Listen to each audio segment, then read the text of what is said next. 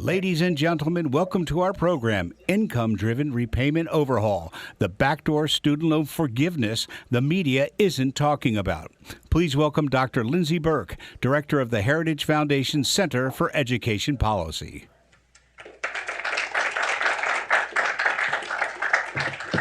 Good morning.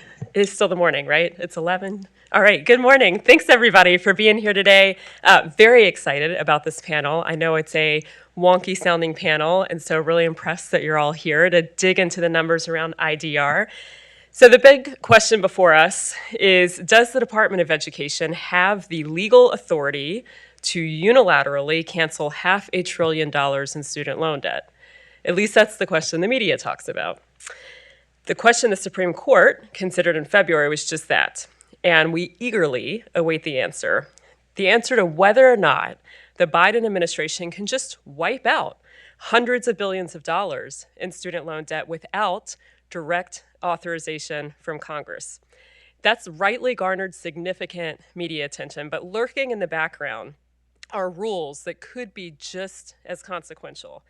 This Plan B, student loan debt cancellation, making income-driven repayment significantly more generous, may have actually been, as one of our panelists, Jason Delisle, suggested recently, the administration's Plan A for loan forgiveness. Loan cancellation, debt amnesty, whether through direct cancellation or changes to IDR, is regressive, expensive, and potentially illegal. Many individuals made a conscious decision not to attend college to avoid debt. These efforts would foist someone else's debt onto them. Working and middle-income Americans who chose not to go to college or who responsibly paid off their student loans should not be forced to pay off the loans of others. And let's be honest, student loan forgiveness, as Inez Stepman put it, forces working Americans to pay off the woke managerial class. But you all knew that. And so again, why I'm excited to be here today is to really dig into the numbers, to get deeper on what this will mean in terms of cost to Americans, and to get more information on what it means about the choices individual borrowers make when it comes to the degrees and the line of study that they're choosing. We have a fantastic panel today. I'll introduce them and then they'll come up after that. We'll hear from Preston Cooper, who is Senior Fellow in Higher Education at the Foundation for Research on Equal Opportunity, where he studies college affordability and degree return on investment. Prior to joining FREOP, Preston worked at the Manhattan Institute and the American Enterprise Institute, and in 2016, he joined Forbes as a contributor. And in 2019, he started working on his PhD in economics at George Mason University. Jason Delisle is non-resident senior fellow at the Center on Education Data and Policy at the Urban Institute, where he focuses on higher education finance and regulation. Prior to joining Urban, Jason worked in the office of former U.S. Representative Thomas Petri, and then as an analyst for the U.S. Senate Committee on the Budget. He previously held positions at New America and the American Enterprise Institute. Andrew Gillen is Senior Policy Analyst at the Texas Public Policy Foundation and an adjunct professor of economics at Johns Hopkins University. Andrew's work focuses on how to reform federal financial aid and how state disinvestment is a myth, and how post-college earnings and debt should be used to inform student choice and government accountability. Prior to joining TPPF, Andrew held positions at the Charles Koch Foundation, the American Institutes for Research, Education Sector, the American Council of Trustees and Alumni, and the Center for College Affordability and Productivity. Finally, Paul Zimmerman is Policy Counsel at the Defense of Freedom Institute, where he focuses on federal agency transparency and oversight efforts. Prior to joining DFI, Paul was counsel at the U.S. Department of Commerce, where he coordinated agency responses from oversight entities, and prior to that, worked for over a decade in multiple roles at the Federalist Society for Law and Public Policy Studies. I want to also thank the Defense of Freedom Institute for co-hosting this event with us and for their leadership in pushing back against the Biden administration's ongoing executive branch overreach in a variety of areas. Please join me in welcoming our panelists. Come on up.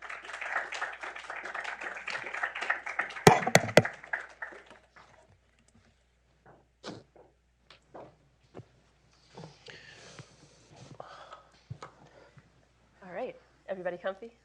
Good, perfect. Well, we're going to have a nice Q&A session with our panelists today. They do have some formal data prepared to show you, but we want to keep it relatively conversational today. I'm going to start with Preston to frame IDR, income-driven repayment. As I said in the opening, this is a major issue that is getting really, maybe not zero, but extremely limited coverage considering the scope. So can you walk us through the changes? What does this mean? What exactly is the Biden administration trying to do? Absolutely. So I have a couple slides prepared. I don't know if we can get the projection up, or do I press it's on this? the side there. Yep. Oh, it's over on the side. Okay. It's invisible to me, so all right. And up there. There we go. So yeah, as Lindsay said, I want to start by just walking us through, what income-driven repayment is and what changes the Biden administration is making. So let me just start by going over the current version of IDR. And basically, right now, when you graduate and you start repaying your student loans, you're automatically put in what's called the standard plan, which is just like a mortgage you pay over 10 years. You should be fully paying off your loan within 10 years with interest if you choose that plan. But if you choose, you can also go into what's called an income-driven repayment plan. And in that case, the amount that you're paying back is not at all linked to your balance or your interest rate. It's instead linked to what your income is. And so under the most generous current IDR plan, which is called PAY, basically, you will pay 10% of your income above 150% of the federal poverty line, which is about $22,000 for a single person in 2023. And so this is already a fairly generous plan. So the Congressional Budget Office has projected that we're going to forgive about $200 billion in loans under IDR plans over the next 10 years, even before taking into account the Biden administration's changes. About 80% of that forgiven balance is going to go to graduate students. So it's a fairly expensive program already, and it's also going to people who don't necessarily need the help, a lot of people with graduate degrees. The Biden administration is kind of going to take that and just ratchet it up to 11. So you can see on the right panel of that chart there, what the Biden administration is going to do is it's going to raise that exemption of income from 150% of the federal poverty line to 225% of the federal poverty line, so that you will be paying nothing if you make below $33,000 a year for a single person, and that's about the median earnings for somebody with an associate degree. So that's already, you're kind of getting free community college there, because people who are getting the median earnings for somebody with a community college degree are probably going to be paying nothing towards their loans. And then above that threshold, 225% of the federal poverty line, if you have undergraduate loans, you're going to be paying 5% of your income. If you have graduate loans, you're going to be paying 10% of your income. And remaining balances are going to be completely discharged after a period ranging from 10 to 25 years, depending, 1, on how much you borrowed, and 2, on whether you're getting PSLF, public service loan forgiveness, or not. There's also a secondary benefit here, which is interest forgiveness. So if your payment does not cover accrued interest on your loans, the remaining interest is going to be wiped out. So say that your monthly scheduled payment under this new IDR plan is $50 a month, but your accrued interest is $100 a month. That remaining $50 of unpaid interest is going to be wiped out. And a lot of people are going to be getting that benefit because payments are just going to be set so low. So that's, I can give you a little chart here just to show you exactly what that is going to mean for borrowers at different income levels. The media will often describe this new IDR plan as cutting payments in half, and that is the very bare minimum. Most borrowers are going to see their payments cut even more than in half. If you're making below $33,000 a year, your payments are going to be reduced to 0, so that's 100% reduction in payments. And even if you're making, middle-class income, an upper income, you're still going to be seeing your monthly payments reduced by more than half if you have undergraduate loans. So it really is, a fundamental change to the way we're doing student lending. I know Jason and Andrew are going to have more charts to show you exactly, how much of a subsidy this is going to be. But I also just want to give you a sense before I close out here of how much this is going to cost the federal government. So the official Education Department estimate says that this will cost about $138 billion over 10 years. That is almost certainly a massive underestimate because it assumes that no borrowers who are currently choosing that standard mortgage style plan are going to switch into IDR. It also assumes that colleges aren't going to raise their tuition at all in response to this hugely generous new plan. And it assumes that the Biden student loan forgiveness is going to be upheld by the Supreme Court. Therefore, so fewer people will be choosing IDR because they're getting their loans forgiven. The Congressional Budget Office has come out with an independent estimate, which I think is much more reasonable. They say that if you account for all of that stuff, it's going to cost more like $276 billion. The Penn-Wharton budget model says that if you have more liberal assumptions about how many people are going to use this new IDR plan, it could cost as much as $490 billion. So, a huge range of cost estimates, but they all agree that it's probably going to cost a heck of a lot of money. So with that, I'll give it back to Lindsay. Great. Thanks, Preston. So, Jason, I know you've done a ton of analysis on what the numbers actually look like when you dig into them, what this means for borrowers, particularly by income. Preston alluded to this, so can you walk us through those numbers and scenarios? Yeah, so I think a major point here is that we've had an income-driven repayment option in the federal student loan program for quite some time, a broad-based one since at least about 2009. But the idea around that plan, if you look at the way people talked about it and the impetus for it and the motivation for creating that plan, is that it was supposed to be sort of a safety net.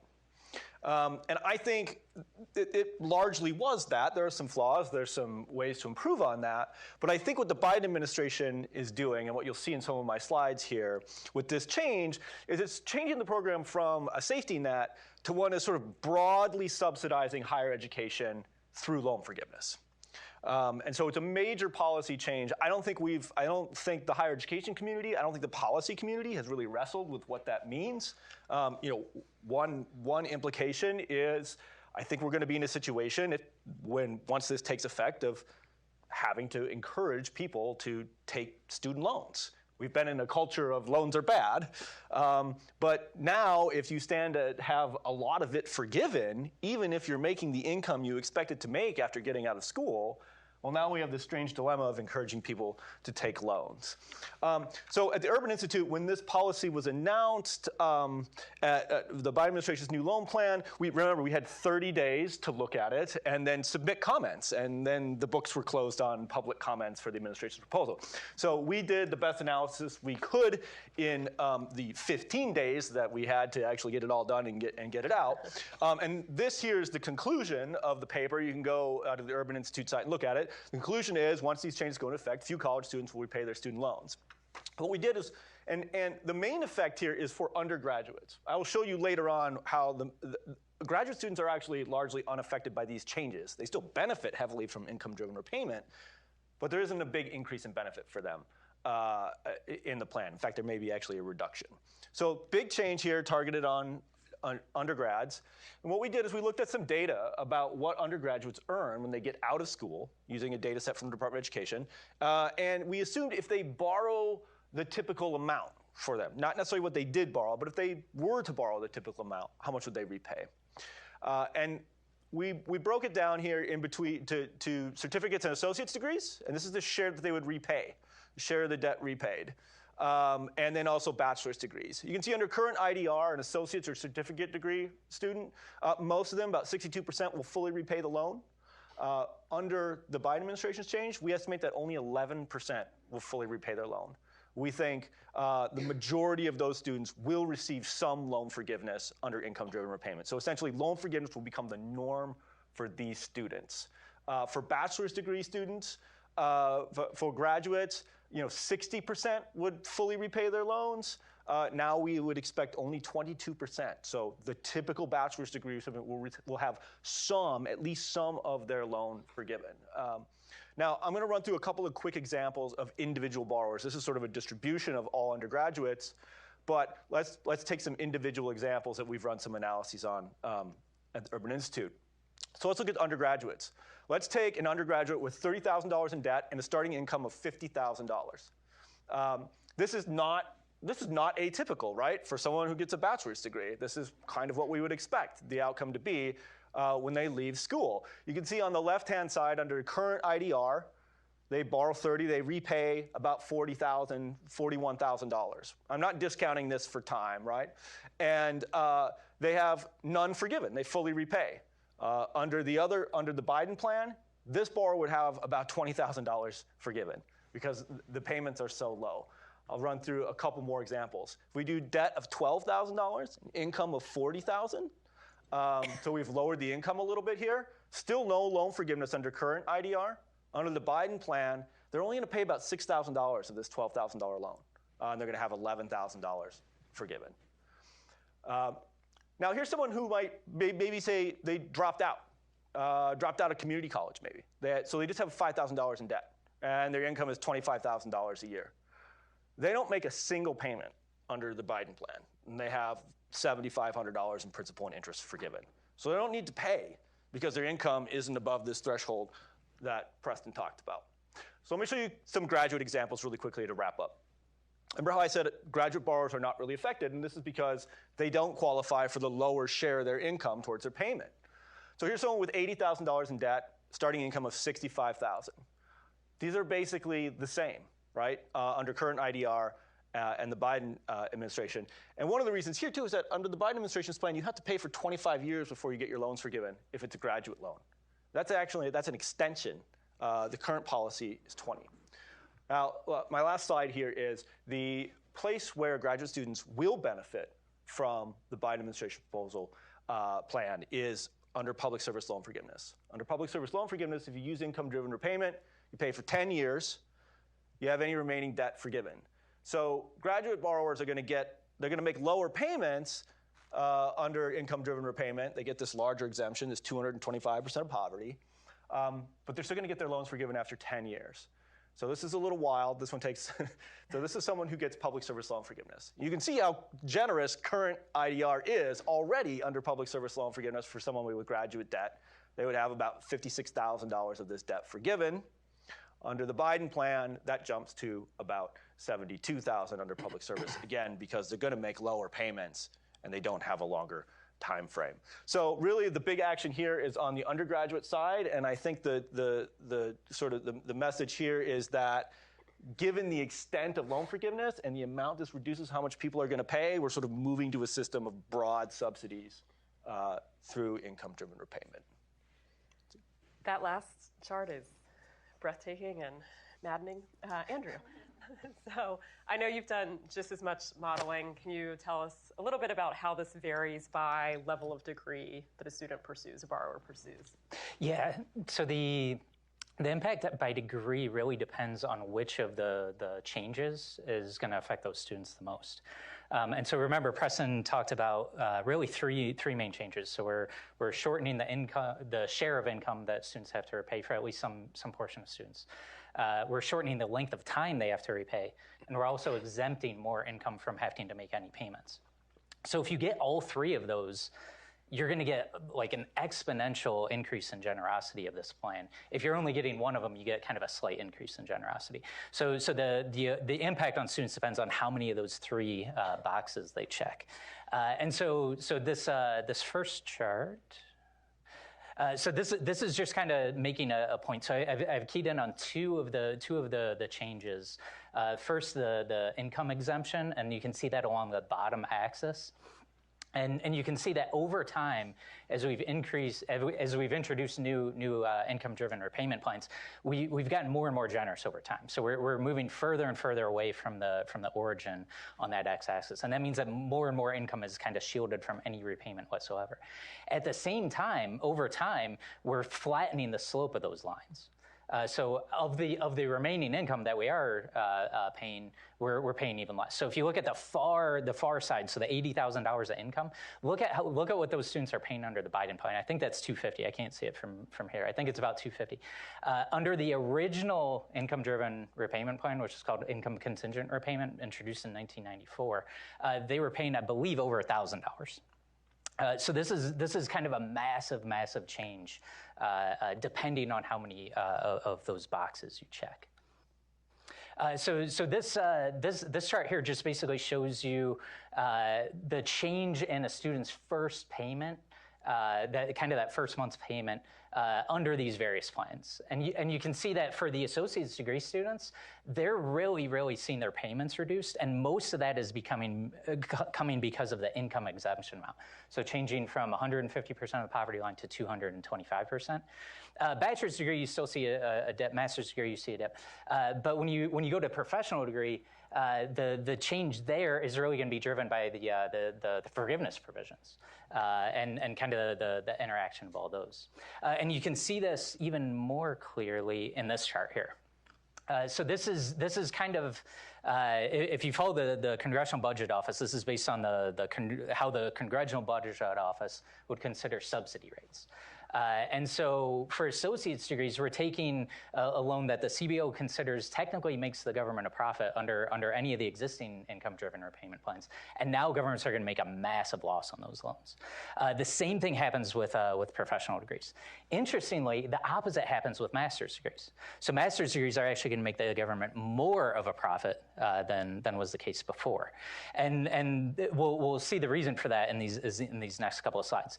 So in these next slides, I'm showing kind of three panels here. So the top panel is just monthly payment under the different repayment plans. Second panel, the middle panel, is the present value of all the cumulative payments to date as a percent of the original loan. So if you go above 100%, that means that the government considers that it's making a profit on that loan. And then the bottom panel is just kind of the loan balance. And so this first chart is for bachelor's degree in fine and studio arts. And what we can see is that the payments vary quite a bit. So if you're standard loan payment or income-driven repayment, basically your kind of payments will increase until you reach the standard payment amount. And all those existing income-driven repayment plans, the government actually, you pay off your loan, the government makes a profit. But that changes with the Biden IDR program. Under the Biden IDR, this student will not pay a dime of their principal. They'll still pay a lot of interest, but the government will actually make a considerable loss on that. Now compare that to these charts, which is for a bachelor's in nursing degree. These students pay off their loans completely, and because they pay for slightly longer under the Biden plan, the government actually will make more of a profit on bachelor's in nursing degrees under these. And then the last one I want to look at is, so this is a professional degree in law.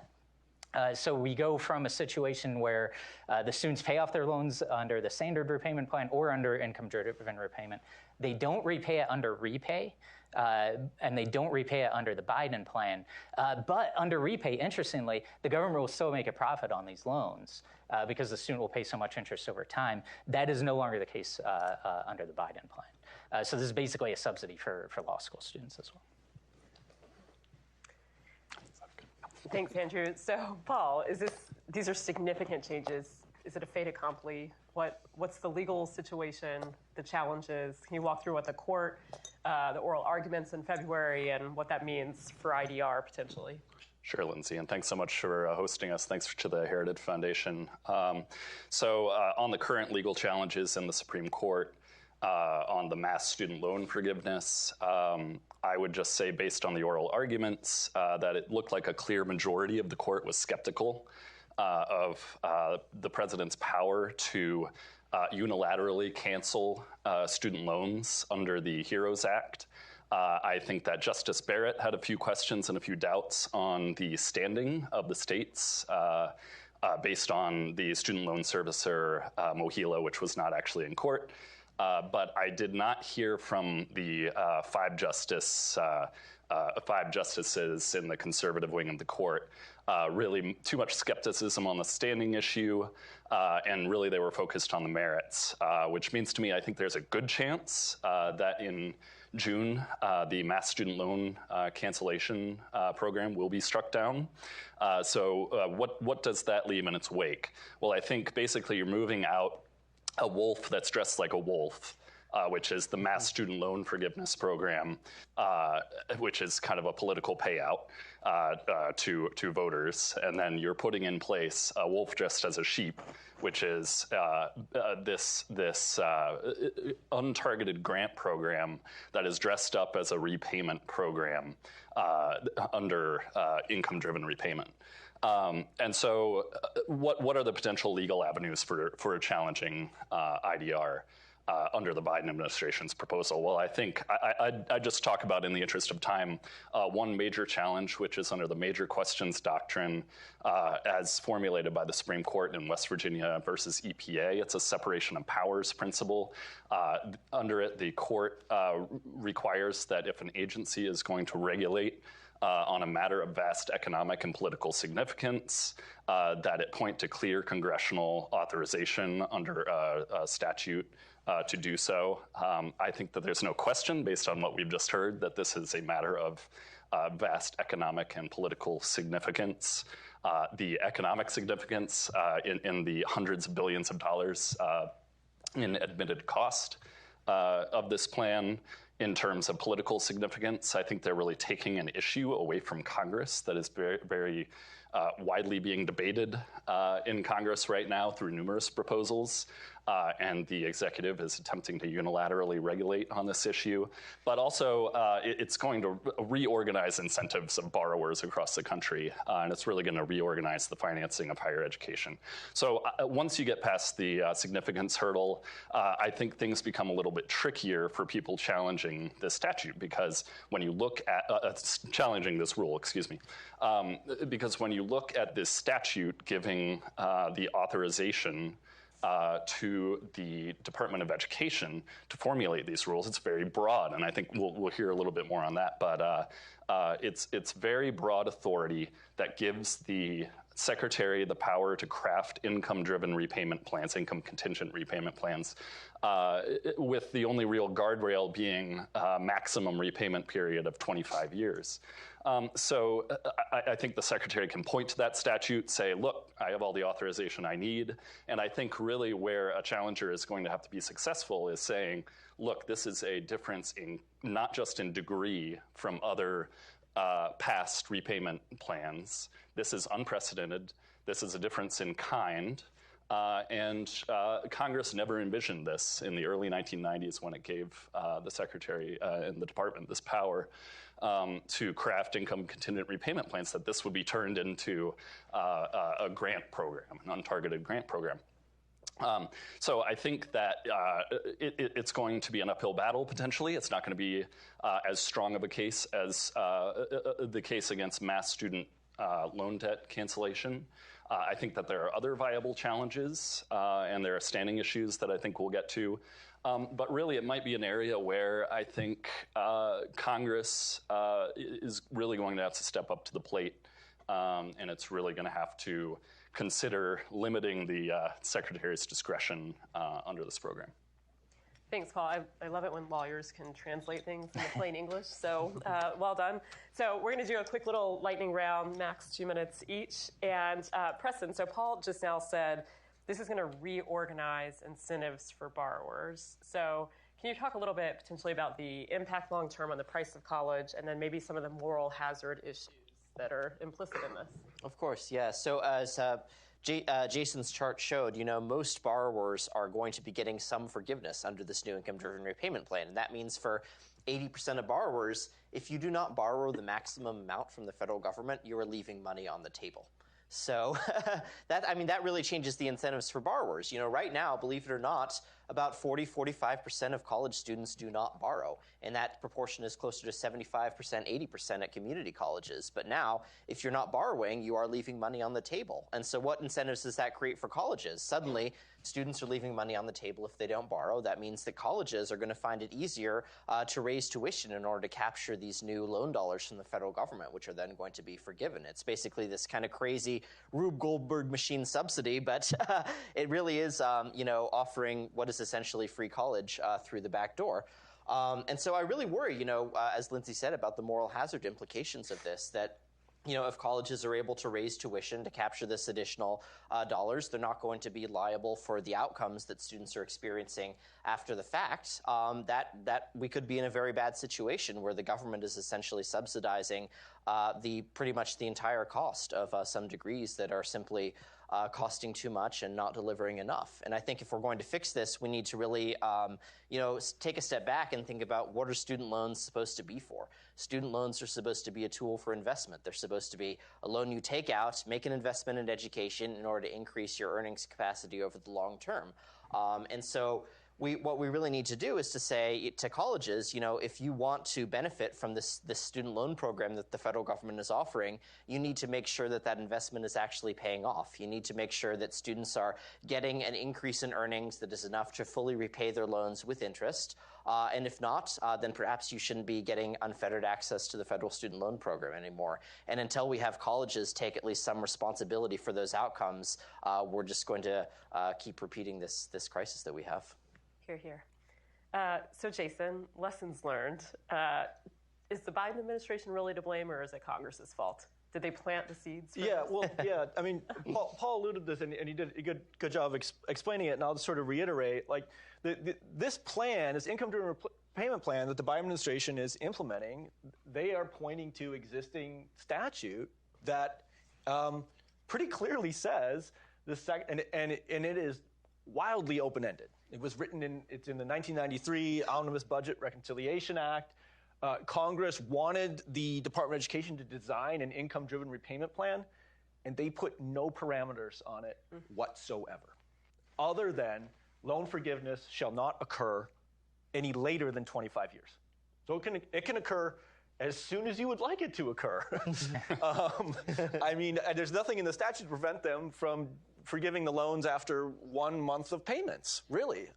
And so, there's a lot of blame here on Congress for writing a very open-ended law. I think, having gone back and looked at some of the hearing transcripts that led to the creation of that particular statute, the thinking at the time was that the secretary would design a plan that was sort of budget neutral and would cross-subsidize, where some people pay less, some people pay more. And in fact, the Clinton administration at the time, when asked in a hearing before the Senate Help Committee, how much would something like this cost if we gave you this authority? And the Clinton administration official testifying said, we view it as a wash. Yep, there you have it, right? So Congress said, oh, okay, I guess no one would abuse this if they're intending that it wouldn't cost anything. Might as well write it open-ended. And so that's how we have this situation. But I think one other observation on this is I keep thinking about in terms of sort of lessons learned here and things coming down the pike. Right? We have a problem of sort of resentment around student debt in this country. I think that there's a chance that gets worse based on something that Andrew said, right? Where we saw how someone pursuing a degree where their earnings are going to be low, they don't have to pay off the loan. They get it entirely forgiven. But the nurse, who has good earnings and is pursuing a career that's going to pay off, has to fully repay the loan. Yep. That's not a system that is necessarily going to make people sort of support the student loans, look at them any more favorably. I think it might create more resentment. Mm-hmm. Especially on the part of nurses and engineers, and we had an op-ed on that question not that long ago. Andrew, so let me caveat this by saying we know, yes, that outstanding aggregate student loan debt is high, right? Everybody knows the $1.7 trillion figure that's out there, whatever it's up to now. But the median monthly loan repayment for individuals is fairly modest, $222 a month. Last I checked was the median monthly payment.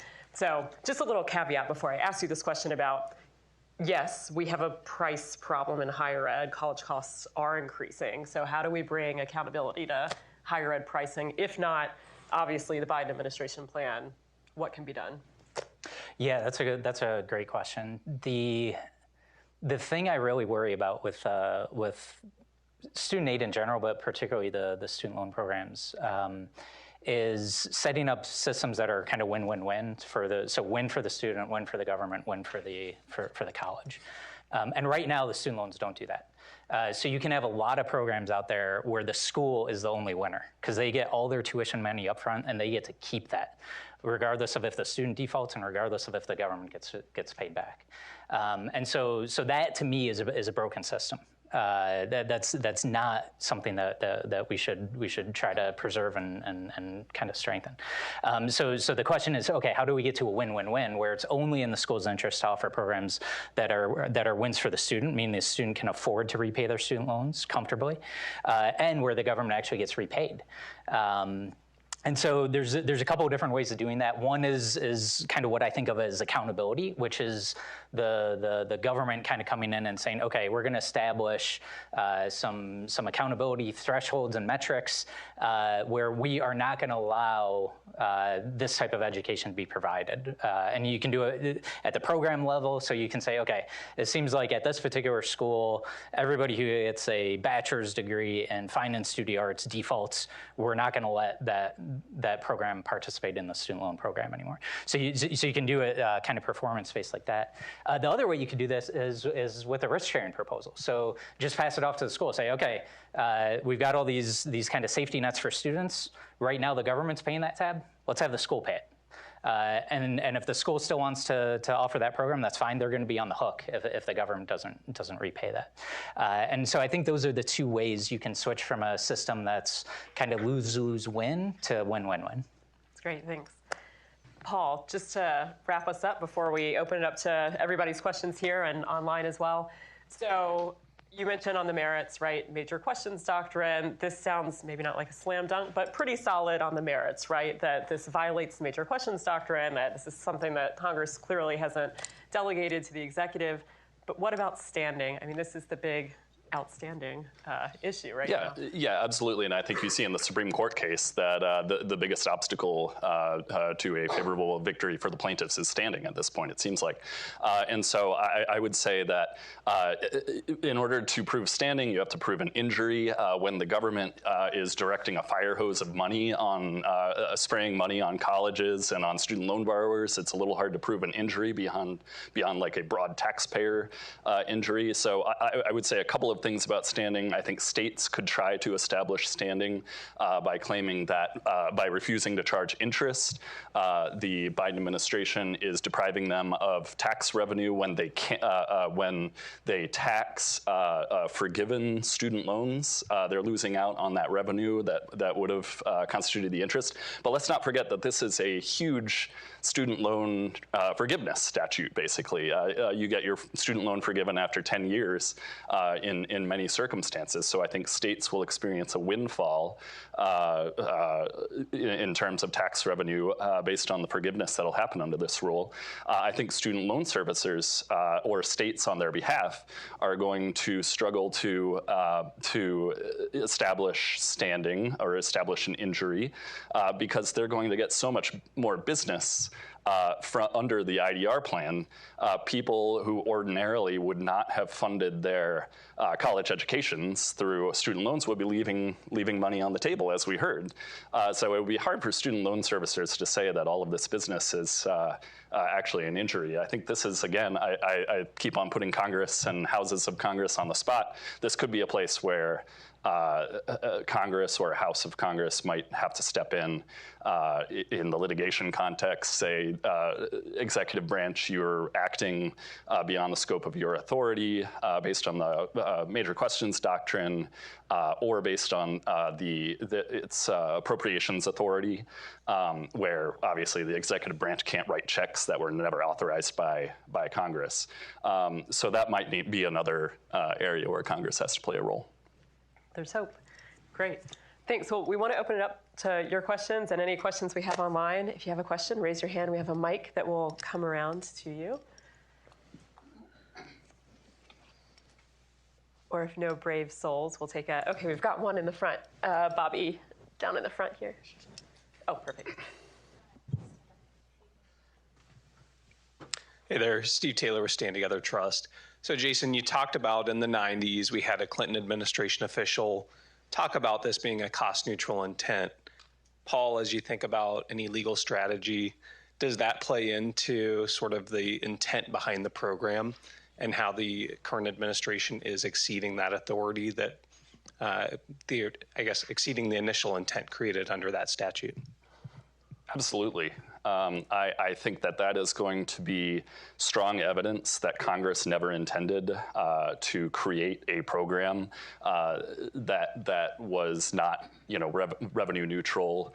That it never intended to create a program that was so generous that it effectively behaved as an untargeted grant program.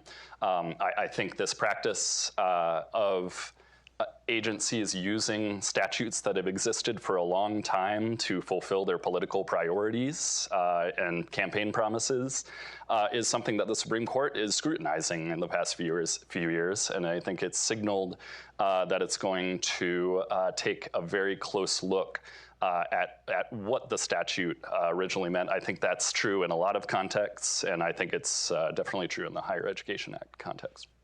Great. Other questions here? I mean, I would just add to that, though, that, I mean, you can go, if you go and read the statute, you can look up the Omnibus Budget Reconciliation Act of 1993 and search for income contingent repayment, and it will bring you to the very short statute, the very few lines. And I mean, it's very open-ended. It's just that the payment plan has to be based on the borrower's income, and it doesn't say how much of their income. Paul and I were talking, though, but before this about, it's interesting. I mean, like, sort of suppose the Biden administration had, because I believe they, at least if you read the statute, it looks like they could have done this, that they could have provided the loan forgiveness after 1 year of payments and on 1% of their income. I mean, and I have to sort of like imagine like what might have happened if that's the approach they took. I think that people might say, well, that's crazy. I mean, well, it's just sort of, I showed you some of these charts. I mean, this is fairly aggressive what they're doing now and a very major change. So I wonder if that might have gotten someone's attention. There might have been more political pushback, but again, I still think the statute seems to suggest that they could do that. So again, I go back to like sort of saying, the lesson for Congress is write tighter laws. Great. Any online? Yeah, we had some sent in. Here's one. How reversible are the changes in forgiveness terms? Suppose that the next administration wants to go back to the old repayment requirements. Could the new administration do that, or would that constitute a taking? I guess, yeah. I don't think that it would constitute any constitutional issue to go back and reformulate the loan terms the way that they currently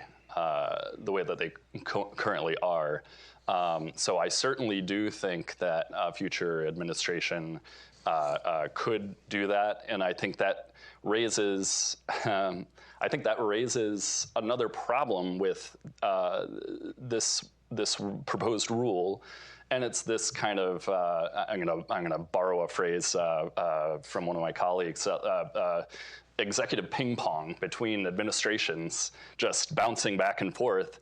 People don't know what to predict, based on what the previous administration does. So I think really borrowers are put in this position where, if a court strikes this down, or if the next administration overturns this, what position am I going to be in? And it's going to be very difficult to do any long-term planning, unfortunately, based on these rules. Other thoughts? Yeah, I think it would be difficult for a future administration to reverse it for borrowers who have already enrolled in that income in the new income-based repayment plan, because I think they would quite credibly say, I borrowed loans under the expectation that this super generous repayment plan would be available to me, and you can't then just take it away. If that's not a legal issue, it's certainly a big political issue. I think it would be easier to end the new, more generous income-driven repayment plan for new borrowers as of 2025 or whenever the new president takes office. But then you face the issue where if you still have this very open-ended statutory authority, 4 years later, the next president comes into office, they could just go back to the to go back again to the very generous Biden version of income-driven repayment. And so you do have this ping pong, but it's an asymmetrical ping pong in which you can always make it more generous for current borrowers, but it's very difficult to then claw back those benefits for current borrowers. The one wild card still out there is the taxation of the forgiven amount at the end. So until this administration, if you got your loans forgiven, that was considered taxable income, and that would usually jump you up into a pretty high tax bracket. And so the current administration has gotten rid of that until 2025. So the next administration or whatever could basically say, okay, we're going to re-implement the taxation of the forgiveness, and also you don't get the forgiveness until you pay the tax, because that's going to be a huge burden. That could be like a third or even a fourth or 40% of the total amount forgiven, which is going to be hard for a lot of students to come up with if they were qualifying for this plan. Which, correct me if I'm wrong, they did the taxation piece before these changes. That is correct, yeah. It was part of one of the coronavirus bills. They knew what they were doing, yeah. Well, one of the things that's interesting here is that, a lot of the debt that you would get forgiven under the old plans would be unpaid accrued interest. Mm-hmm. But now the unpaid accrued interest each month is now being canceled each month. And what I think is interesting there is that that's not considered taxable income, even when the statute goes back to that. Is interesting. It is. You're right. What do you think about that? I once asked somebody at the Department of Education, well, why is that not considered taxable income when you have the interest forgiven? And they said, well, we're interpreting the statute in a way that the secretary never charges the interest, so it's never. Yeah, you do that. and I would just say I don't think that that is another definite basis for challenge of this rule, is that I don't think that anything in the statute gives the secretary or the department the authority just to refuse to charge interest. Now they can always point to the text of the statute and just say this gives us the power to do whatever we want. But in that case, I think that we have some non-delegation concerns. There's no intelligible principle for the department to operate under. So I think that's another very potential legal challenge. The statute actually requires any accrued interest to be included, in a borrower's balance. So I think that's a strong potential challenge. And quickly, before I turn back to the question, so the pause on repayments, Jason, you made me think about that. So this costs $5 billion a month, right?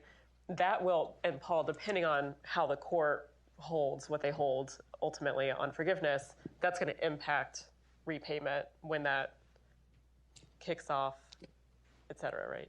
I believe that's right. But I think it's 60 days after that Supreme Court decision. Yeah. Right, and I don't think this plan will be available to borrowers quite that soon. We're also talking here as if this plan is sort of locked in. The administration has not yet released their final version. They released a version, and then they did their 30 days comment period, and now I think they're reading the 30,000 comments, and then they're still free to make changes to it before they put it in place. Is that what they got? 30,000? I think it was something on that one. Yeah. Yes, sir. So setting aside. Oh, actually, could you wait on the mic? I'm sorry for our online viewers. Can you hear me? This is good. Okay. So setting aside, if we're in a world where accountability couldn't happen, risk sharing couldn't happen, loan limits couldn't happen, which would be unfortunate. How could you design, what kind of repayment system, if you could only change IDR, how could you design that to be a win-win-win, as you put it, or whether that's setting the forgiveness terms, whether that's, monthly payments, how would you all kind of design a system that would kind of create better incentives and reduce costs for taxpayers? And to be clear, you're ruling out accountability, risk sharing, changing the loans. Are there changes to IDR that you could do that would be? Those are my three go-tos. So one thing you could do is, so you say, okay, the statute says forgiveness has to happen by 25 years. So you set 25 years as the forgiveness date. You then calculate the percent of income owed that is necessary to fully repay by 25 years. And so you could have a differential repayment rate, or basically income share, by essentially income and debt levels by program. I think one of the biggest issues with IDR is that basically how much you pay bears no relationship to how much you borrow if you're getting forgiveness. So I think that if you're ruling out all those options, the best option would be to modify IDR in some way such that your payments are at least somewhat linked to your balance. So say maybe like Jeb Bush proposed way back in the day, 1% of income for every 10,000 you borrow, or something like that, just so that there is some cost discipline there to say that, okay, there is some disincentive to borrowing more, and for the college, there is some disincentive to charging more. I would say, so, the answer to that is, so the administration is they're moving 4 things in this plan. I think Andrew alluded to this, that any one of them is a big change, and they're doing 4, right? They're reducing the amount, or they're increasing the amount of income that is exempt from the payment calculation. They're reducing the share of your income that you have to pay. They're canceling any unpaid interest each month. And then they're increasing the time to loan forgiveness to as early as 10 years. I think if you did just 2 of any of the 4, you would have something that looked, I would say, more rational. So I think the issue is that they're doing all 4 of those things. You really can just pick any 2, whichever 2 you'd like, and you think are the most important, and I think that gets you to a much more rational and targeted program. When they took those 4 levels and they moved them to the most generous settings ever in history, all of them simultaneously. In actuality, if you make one more generous, you can make another more stringent, and that'll help offset the budgetary impact. So if you want to forgive interest, okay, increase payments. If you want to exempt more income, okay, and don't forgive interest. That kind of stuff. Right. This is what the UK did. The UK has income-driven repayment as well. And a few years back, they reduced the amount that you have to pay, the share of your income. But then they increased loan forgiveness to something like 35 or 40 years. That's what they're doing. 35, 40 years for loan forgiveness in their plan. We're going the other direction. Good on the Brits. We'll do another online question. Sure. Does the proposed forgiveness program apply to Graduate Plus and Parent Plus? On behalf of the taxpayer, shouldn't unlimited borrowing Graduate Plus programs be canceled? Yes, just in the Grad Plus program. Carry on. So I believe Grad Plus is included in this. Parent Plus is not. Is that everybody's correct, understanding? Yeah. And then in terms of, I'm a big fan of kind of getting rid of the Plus program entirely. So for Parent Plus, there's kind of like a very under-acknowledged story that the default rates on that are atrocious. Because like think about it, if you are financially sound, you can get a much better loan term doing like a home equity line of credit to pay for your kid's college. So the parents who can't do that are taking out a lot of Parent Plus loans, but those are exactly the parents that can't afford really large loans. So Parent Plus is kind of scandalous, and it's ignored a lot. Grad Plus, my main problem with it is that it's uncapped, which I'm not allowed to lower the cap. So if you capped it at a reasonable level, it would function a lot more like the undergraduate loans. How about 0? Yeah. Great choice. But I'll add here that the Biden administration's change here, that if you're going to use this new plan with the graduate loan, you can't get loan forgiveness until 25 years. Currently, it's 20. And that, I mean, in running the numbers, that makes a pretty big difference. Their payments are lower. Their payments are lower under this plan. But that seems to be, in the data, that seems to be pretty well offset by the fact that they have to pay for 5 more years. Yes, praise for the Biden administration on this. I mean, I have to, they did take some steps to reduce the increase in benefits for graduate students. So, I mean, you have to give them credit for that, as hard as it is. I do want to mention, though, that if graduate students so choose, they can still use one of the current IBR plans, new income-based repayment, IBR, rather than IDR, which will give them access to the 20-year loan forgiveness. The fact is they won't get the 225% of poverty exemption, so if you're a grad student, you'll have to get your spreadsheet out and figure out which one of those is better for you, but you do still have access to the to the 20-year loan forgiveness. First, do no harm. Yeah, no harm, yeah, right? exactly. Yes, sir. Okay, speaking of which is a preface to the whole incentive for providing. Oh, I'm sorry. Could you wait on the mic? I'm sorry.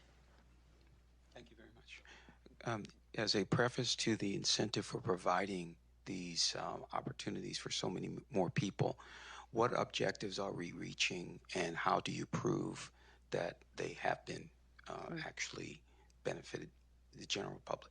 Great question. How are we measuring all of this? Well, I think we should think about higher education as we want higher education to fulfill an educational Hippocratic oath, which is that it should leave you no worse off financially than you would have been if you hadn't gone to college. It doesn't have to make you rich all the time, but I do think that college shouldn't bring you behind financially. But unfortunately, in a lot of cases, it's doing that. So there's a lot of evidence showing, if you start college but don't finish, you're often worse off than if you hadn't gone at all. There's some majors where you're earning less than a high school graduate would. So I think we do need to, it's difficult to measure. I do have a paper trying to measure this and trying to say, what is the actual return on investment associated with each degree and certificate, which you can check out at freeup.org if you want. But, I think we do need to say to colleges, if you want access to these federal aid programs, you have to meet that very basic standard of not leaving your students any worse off than they would have been if they hadn't gone to college at all. Great. Other questions in the room? Other online questions, Bobby? Sure. Has anyone proposed a compromise of generous income-driven payment plans in exchange for getting the Department of Education out of the student loan business permanently? Your terms are acceptable. So, it's a good question, right? If we're blue skying here, what are the prospects for eventually winding down the federal student loan program in the main? Is that something we could hope for 10, 20 years from now, or are we in this forever?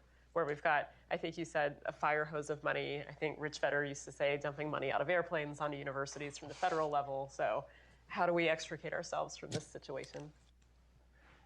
So, Go ahead.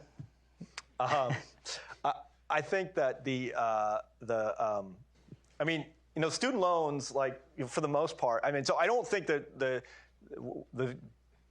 federal student loan program is ending anytime soon. And the reason for that, I think with these changes to the mass loan forgiveness and income-driven repayment, I think that has some people who maybe were on the fence about that saying, maybe this isn't a great approach. But, for the most part, loans, offer a lot of college access in terms of buying power for people to go. And generally, people pay them back. And so I think this is why countries all around the world, not just the U.S., have said, hey, student loans are a decent way to finance access to higher education. And I think, I don't think that there's a lot of political support for putting something in place instead of the loan program that buys you the same amount of college access. I don't think there's political support for coming up with something that does that. So we're left with student loans. Other than the free market, yeah. So there's a great book by a Wall Street Journal reporter, Josh Mitchell, called The Debt Trap, I believe. And he basically walks through the history, the student loan programs. And back in the 60s, government accounting basically counted a loan going out, but not the payments coming in. So it made loans look very expensive for the government to make. So as a result, when they designed the student loan programs in the 60s, they had private lenders do the lending. So it was kind of off the government books. Fast forward to the 90s, Congress then kind of updates the way they do government accounting, and now student loans look profitable. Lo and behold, the government starts making loans. If Biden is successful with this plan, governments are going to look costly to the government again. And so my prediction is that within 10, years or so, we're then going to see the government be out of the student loan business. So if Biden is successful in implementing this fund, I think it'll actually be just a temporary victory, because it'll basically set up the conditions for any kind of reconciliation bill that's looking for money or anything to say, okay, well, if we got the government out of student lending, that would save the government a ton of money. I think that is such an optimistic note to end on. Well, great. Unless Paul or Preston, if y'all have any final thoughts? Yeah, I mean, I think I want to add to this discussion that the federal government is actually not very good at being a bank. You know, one of the ways that this new IDR plan came into existence is that a lot of students had felt betrayed by just the administration of student loans in the past. So, for instance, you know, they were trying to get forgiveness under the old IDR plans, but, you know, the servicers weren't counting their payments right, and there was all this paperwork and blah, blah, blah, blah, blah. And so this, I mean, part of the reason that the Biden administration introduced this super generous new plan is to say we want to, you know, make this right because we recognize that the federal government is absolutely terrible at running a student loan program. And so that's something that I think we need to keep in mind, is that I think theoretically, yes, there is a place for, you know, federal student lending in terms of, you know, and expanding access to college, solving a credit market failure, et cetera, et cetera, et cetera. But we do need to be mindful of the fact that, you know, there's government failure in addition to market failure, and that the federal government might not just be able to run this to our satisfaction. That's great. Well, I know you've all memorized all the numbers that you heard today, but just in case you didn't, this will be online in perpetuity within 24 hours, give or take, so you'll have access to all of their PowerPoint presentations, et cetera. But please join me in thanking our panelists.